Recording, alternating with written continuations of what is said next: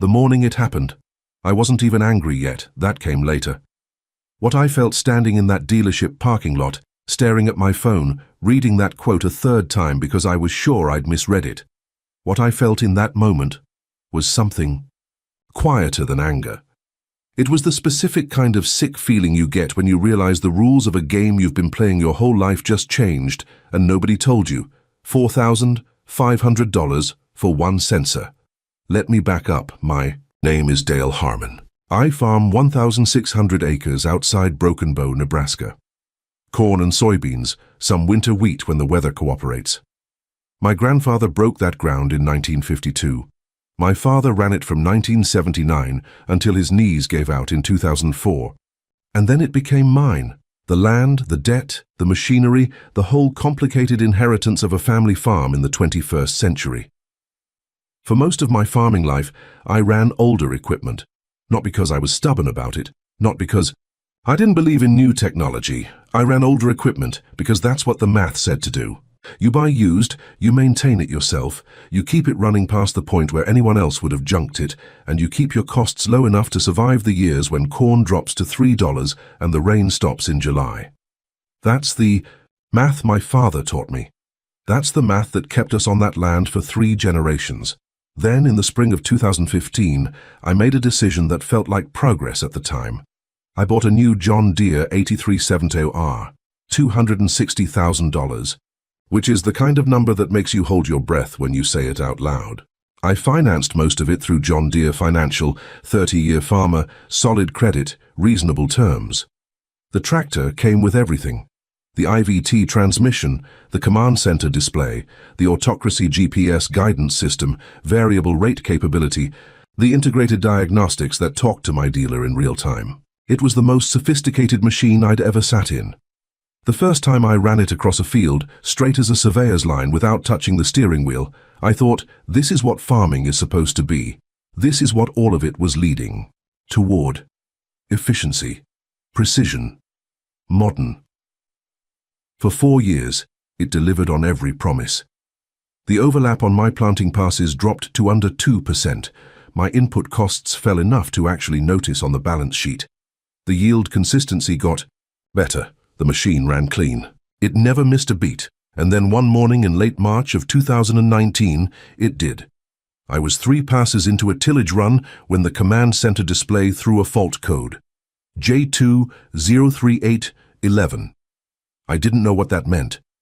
The tractor kept running, but the autocracy disengaged and wouldn't re-engage. I finished the pass manually, parked the 8370R at the end of the field, and pulled out my phone to search the code. The results were not reassuring. It was pointing to the Starfire receiver, the GPS module mounted on top of the cab, a known issue on certain build years. I tried the usual things, restarted the system, cleared the code through the menu, let it sit for an hour. The code came back every time. I called my John Deere dealer, Precision Ag Equipment out of Burwell, 38 miles east. The service manager, a guy named Todd Reinhardt, said to bring it in and they'd run diagnostics. I drove it in the next morning. Todd walked around it, looked at the code history on the display, told me he had a pretty good idea what it was, but they needed to hook it up to Service Advisor, which is John Deere's proprietary diagnostic platform, to confirm and to do anything about it. I said fine. I left the tractor and drove home and started doing the math farmers always do when equipment is down during the season. Every day it sits is acres not covered. Every acre not covered in the right window is yield risk. The tractor had been running perfectly for 4 years, but 4 years of perfect doesn't buy you any buffer against a week of broken during planting. Todd called on a Thursday afternoon. He told me the Starfire receiver module had failed. The part was $380. Then he told me the rest. To install the part, they needed to authorize and calibrate through Service Advisor. The software access and calibration fee from John Deere was $4,120. Total repair, $4,500, give or take, plus shop time. I said, Todd, say that back to me one more time. He did. I said, the part is $380. He said, yes. I said, And the fee to plug it in is $4,000. He said, the fee is for the software authorization and the calibration process. Without it, the new receiver won't sync with the machine's systems. It has to handshake through John Deere's platform. I said, so I can't put in a $380 part without paying $4,000 for permission. Todd was quiet for a second. Then he said, that's essentially correct. I thanked him. I told him I'd call him back. I sat in my kitchen for probably 45 minutes without moving. Just sat there looking out the window at the fields, thinking about $4,500, thinking about $380 of hardware and $4,000 of permission, thinking about what my father would have said if I'd told him this. My father, who rebuilt a diesel injection pump on the kitchen table one winter because the shop wanted $800 for a job he figured he could do for 200 and parts. My father, who kept a 1978 International 1086 running until it had almost 15,000 hours on it because he knew every bolt on that machine and it never needed a software license to replace them. What my father would have said is not printable. What I said to nobody, sitting alone in my kitchen in Broken Bow, Nebraska, in March of 2019, was something I hadn't fully put into words before that moment. I said, this machine is not mine. I own the title. I made the payments. I financed $260,000 of it through John Deere Financial, and I'll be paying on it for another 6 years. But I cannot repair it. I cannot even install a part I've already purchased without getting authorization from the company that sold it to me. I need their permission to fix my own equipment. And they've set the price of that permission at $4,000. That's not ownership. That's a lease with extra steps. I called Todd back and told him to go ahead with the repair, because I didn't have a choice. Planting was 6 weeks out. The tractor had to run. I wrote the check, paid $4,500 for $380 worth of hardware, and I drove home with a machine that worked again and a feeling that something had fundamentally changed. Not in the tractor, in me. I started paying attention differently after that. Started reading about the repair issue in farm publications, started listening more carefully at the co-op and at the elevator when guys talked about service calls. What I found was that my situation was not unusual, it was common. Not unusual in the sense that it happened sometimes. Common in the sense that it was the designed structure of the business model. The hardware was the entry point. The software was the revenue stream. You bought the machine once. You paid for the software forever. I started doing the math on what 4 years of GPS-era ownership had actually cost me. The initial purchase I knew. $260,000. The annual Field Connect subscription, the software updates, the diagnostic fees from 2 smaller service calls I'd had in 2017 and 2018, the 2019 Starfire repair. When I added it all up, the software and diagnostic side of owning that tractor had cost me more than $11,000 in 4 years, separate from financing, separate from fuel, separate from regular maintenance. $11,000 for software, for permission. And I started wondering what it would cost over the full life of a machine. If I ran the 8370R another 10 years, which was the plan, which is what the payment structure assumed, what would I pay in software fees, diagnostic access, subscription costs, module calibrations? The number I came up with was somewhere between $40,000 and $60,000. Best case, assuming nothing got worse, assuming the fee structure didn't increase, assuming I stayed current on everything John Deere required to keep the machines. Systems functional, $40,000 to $60,000 in software fees on a machine I already owned. That's a tractor. That's a down payment on a section of ground. That's my father's entire equipment budget for a decade. I sat with that number for a long time. Then I started looking at used equipment. The first thing I searched was John Deere tractors with no electronic GPS systems, pre-command center, pre-autocracy, older iron, the kind that ran off a mechanical injection pump and a manual transmission and didn't know what a software license was because software licenses hadn't been invented yet. When it was built, what I found surprised me. There was a market for this, not a small one. On the auction sites, on the farm equipment classifieds, there was consistent demand for late 90s and early 2000s mechanically simple tractors, and the prices reflected it. Good, clean units were bringing real money because farmers knew what they were, which was independence. A machine you could fix yourself with a service manual, a decent set of wrenches, and the willingness to get your hands dirty. No dealer authorization required. No software handshake. No $4,000 permission slip. I spent about 3 weeks researching before I found it. A 2001 John Deere 8410 listed at a farm auction in Ord, Nebraska. Mechanically simple by modern standards. No integrated GPS, no autocracy, no command. Center, basic instrumentation, analog gauges, a cab that smelled like 20 years of hard work. 7,100 hours on the engine. The listing said it had been maintained consistently, and when I drove out to look at it the week before the auction, the service records bore that out. Oil samples, filter logs, injection pump work done at the right intervals. The previous owner had taken care of it the way people take care of things they plan to keep. I sat in the cab for a while, no screen. No GPS display, just gauges, fuel, oil pressure, coolant temp, RPM, the kind of information a tractor should give you, presented without any subscription required to access it. I drove back to Broken Bow and thought about it for 4 days. The math was this. If I sold the 8370R and bought the 8410, I'd take a loss on the 8370R because I still owed on the financing and the sale value wouldn't cover it. But if I ran the numbers forward, what the 8370R was going to cost me in software fees over the next 10 years versus what the 8410 would cost me in increased labor and slightly higher overlap, the 8410 won. Not close, not a marginal improvement. It won by tens of thousands of dollars over a 10-year horizon. The efficiency loss was real.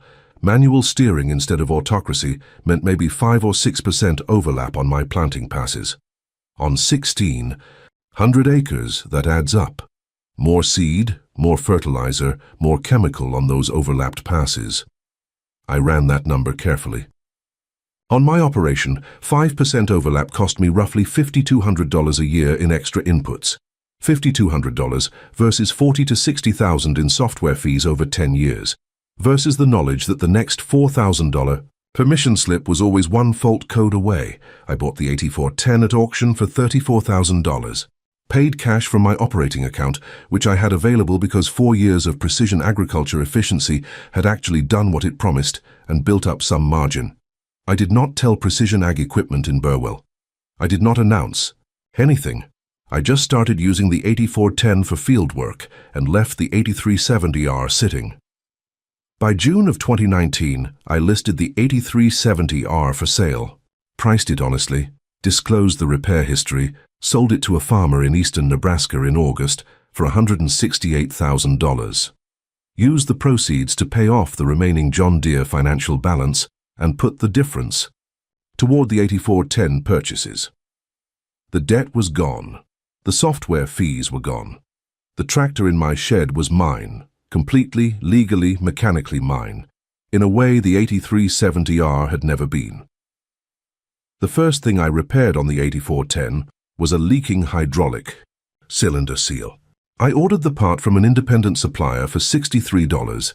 I did the work myself on a Saturday morning in 2 hours. No dealer, no diagnostic platform, no software authorization, no permission. $63 and 2 hours. That. Repair on the 8370R would have required a service call, a diagnostic access fee, and probably a full afternoon of shop time.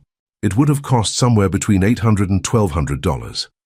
For a cylinder seal, the difference between those two numbers, $63 versus $1,200, is the difference between owning a machine and renting access to one. Word travels in farming communities the way it always has, which is slowly and without announcement, moving through conversations at the grain elevator and the co-op, and on the phone between neighbors who've known each other for 20 years.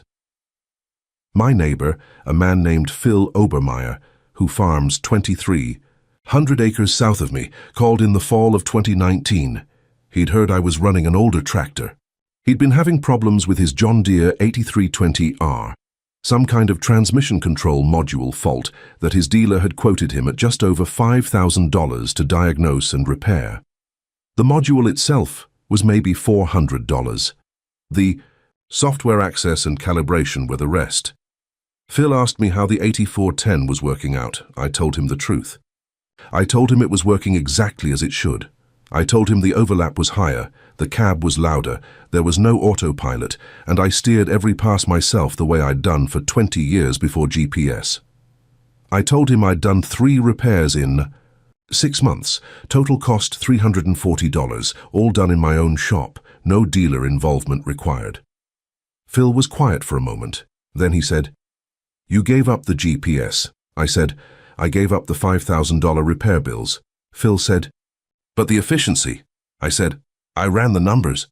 The software fees were costing me more than the overlap." Phil said he'd have to think about it. I told him to run his own numbers because every operation is different. I told him what worked for my 1,600 acres might not work for his 2,300. 6 months later, Phil Obermeyer bought a 2003 John Deere 8220 at an estate sale for $29,000. He kept his 8320R for specific precision tasks, but shifted his primary field work to the older machine. By 2021, he'd sold the 8320R. 2 other farmers I know made similar moves between 2020 and 2022. Not because I told them to. Not because anyone organized anything. Because they ran their own numbers, and the numbers kept telling the same story. In 2022, John Deere announced changes to its repair policy, something the right to repair movement had been pushing for, something that got written about in the farm press and in mainstream news. They committed to making certain diagnostic tools more accessible. They talked about farmers' rights to repair their own equipment. It was the right direction. It was years late. The software diagnostic fees at my dealer, even after whatever adjustments followed, still ran between $2,500 and $4,000 for most electronic system repairs. Still more than the parts. Still the permission model, adjusted at the margins. I read about the announcement in a trade magazine. Then I set the magazine down and went out to my shop, where my 2001 John Deere 8410 was sitting with a hydraulic pump that needed looking at. I ordered the seal kit online for $47. I had it in my hands 3 days later. I did the repair myself on a Tuesday afternoon. The tractor has 11,400 hours on it now. I've rebuilt the transmission once, replaced the clutch pack, overhauled the injection system, gone through 2 sets of hydraulic cylinders. Every repair done in my own shop, every part sourced independently, every decision made on my own schedule. Not the dealer's. Total repair costs in 5 years, $9,200. Labor, mine. If I'd kept the 8370R, the software fees alone, annual subscriptions, diagnostic access, module calibrations, would have run an estimated $47,000 over the same period. Conservative estimate, $9,000 versus $47,000. That's not a close call. That's not a preference or a personality or a stubborn old farmer who doesn't like new technology. That's arithmetic. That's the kind of math that doesn't care about your feelings or your brand loyalty or how impressive the command center looks. On a Tuesday morning when the sun is coming up and the autocracy is steering you perfectly straight across a 40-acre field, the math says what the math says. I'm 58 years old. My son Ryan is 26. He works in agricultural consulting in Lincoln, something that involves a lot of data analysis and very little actual dirt. He comes home for harvest every fall, more out of loyalty than necessity, and he walks through the equipment shed and shakes his head at the 8410, the same way my son shakes his head at any decision he doesn't quite understand. Last fall, he stood in the shed doorway and said, "Dad, that thing is older than some of my friends." I said, "It doesn't need a software license to replace the hydraulic pump." He said, "But think about what you're leaving on the table. The precision, the data, I said, "Ryan, I ran precision agriculture for 4 years. It cost me $4,500 to replace a $380 GPS sensor. It was going to cost me $40,000 to $60,000 in software fees over the life of the machine. I left that on the table on purpose." He thought about it for a second. Then he said, "That's actually a pretty clean arbitrage." He gets it. It just took him a minute. Here's what I want to say to anyone who's sitting with a quote from their dealer right now. Anyone who just heard a number for software access that made them set their phone down and stare at the wall. Anyone who's doing the math and feeling that particular sick feeling I felt in March of 2019. Your situation is not the same as mine. Your operation is different. Your acreage, your crop mix, your available labor, your mechanical aptitude, all of it factors in differently. There are farmers for whom the GPS efficiency genuinely outweighs the software costs. There are operations where the precision systems pay for themselves in input savings and yield consistency, and the math really does work out in favor of staying current. That farmer isn't wrong. For his numbers, it makes sense.